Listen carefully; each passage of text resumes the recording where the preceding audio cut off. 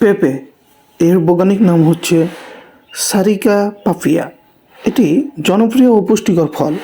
এটি গরম ও উষ্ণ আবহাওয়ায় ভালোভাবে জন্মায় এবং বাংলাদেশ সহ অনেক উপমহাদেশীয় দেশে ব্যাপকভাবে চাষাবাদ করা হয়। কাঁচা পেঁপে সবজি হিসাবে ব্যবহৃত হয়। এতে এনজাইম পেপেইন থাকে যা হজমে সহায়তা করে। পাকা পেঁপে মিষ্টি ও নরম ফল, সরাসরি খাওয়া যায় বা জুস, সালাদ ও বিভিন্ন মিষ্টান্নে ব্যবহার হয়। ভিটামিন এ ও সি এর উৎকৃষ্ট উৎস।